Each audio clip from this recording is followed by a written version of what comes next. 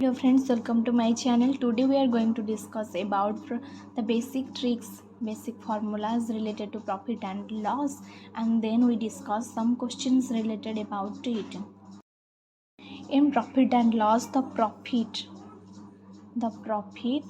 or gain portion, profit or gain only, not percent, gain is calculate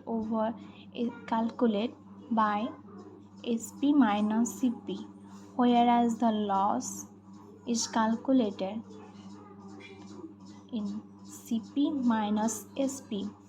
In profit or gain, the SP is more than the CP, whereas in loss the CP is more than the SP. यहाँ पर SP का मतलब है selling price, CP का मतलब है cost price. जब भी आप कोई भी चीज़ खरीदते हैं उसे कहते हैं हम CP यानी कॉस्ट प्राइस यानी कि क्रय मूल्य, और जब हम उसी चीज़ को बेचते हैं तो उसे कहते हैं SP यानी सेलिंग प्राइस यानी कि आपका विक्रय मूल्य। यदि आप एक साइकिल को 1000 रुपये देकर खरीदते हैं यानी कि आपका CP होगा 1000, और उसी साइकिल को आप एक दूसरे व्यक्ति को 1000 रुपये में बेचते हैं यानी कि आपका SP होगा 1000। तो यहाँ पर ना आपका कोई लॉस होगा या ना आपका कोई प्रॉफिट भी होगा, क्योंकि आप जितने में खरीदते हैं उतने में ही फिर से उसको बेचते हैं। दूसरा केस देखते हैं। यदि आप एक साइकिल को 1000 रुपये देकर खरीदते हैं और उसके बेचते समय 1020 रुपये देकर बेचते हैं, तो यहाँ पर आपका लाभ होगा, क्योंकि यहाँ CP से ज़्यादा SP है। तीसरा केस आता है जहाँ पर आप एक साइकिल को 1000 रुपये देकर खरीदते हैं, लेकिन बेचने के समय वो साइकिल बहुत दिन का हो गया था, इसलिए वो अच्छा नहीं था और आप उससे 900 रुपये में भेजे। यहाँ पर तो आपका लॉस ही हुआ, क्योंकि आप 1000 रुपये में खरीदते हैं लेकिन भेजने के समय उसे 100 रुपये कम से भेजते हैं। इससे आपका क्या हुआ? लॉस हुआ। यहाँ पर हमने जो 3 केस के बारे में डिस्कस किए, यहाँ पर CP इक्वल टू SP है, यानी कि आप जितने में खरीदते हैं उतने में बेचते हैं, तो आपका ना प्रॉफिट होगा ना लॉस होगा। और दूसरे केस में आप जितने में खरीदते हैं उससे ज़्यादा रुपए में बेचते हैं, यानी कि आपका प्रॉफिट होगा। और तीसरे केस में आप जितने में खरीदते हैं उससे कम में बेचते हैं, यानी कि आपका लॉस होगा। यहाँ पर CP ज़्यादा है, यहाँ पर SP ज़्यादा है, और यहाँ पर CP इक्वल टू SP है। This is your profit and loss, but the percentage profit is equal to profit by CP into 100।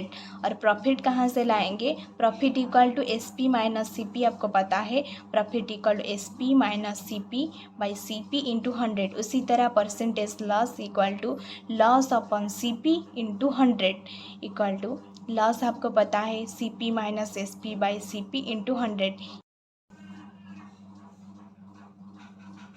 Discuss about a question. If a book bought at price is 200 and sold at price 250, then what is the profit or loss? Then calculate what is the percentage profit or percentage loss। यहाँ पर आपको पहले देखना है कि यहाँ पर profit हुआ है या लॉस। तो पहले देखिए, आप एक बुक को 200 रुपये में खरीदते हैं, यानी कि आपका CP हो गया 200 रुपये, और आप उसे 250 में भेजते हैं, यानी कि SP हुआ 250।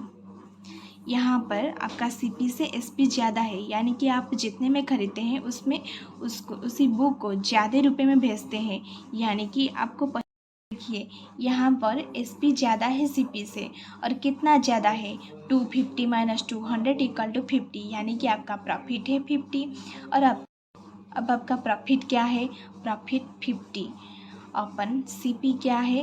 CP आपको दे रखी है, CP आपका 200 रुपया है, 200 इंटू 100, तो यहाँ पर कट जाएगा और 25, यानी कि आपका परसेंटेज प्रॉफिट 25 हो जाएगा।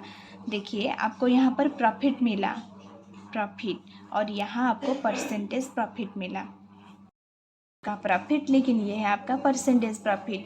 इसी तरह से आप लॉस और लॉस परसेंट भी निकाल सकते हैं, लेकिन आपको पहले देखना ही पड़ेगा कि आपको वहाँ प्रॉफिट हुआ है या लॉस। आप जान गए होंगे यहाँ पर आएगा जहाँ पर आपका CP ज़्यादा होगा SP से, वहाँ पर आपका लॉस आएगा।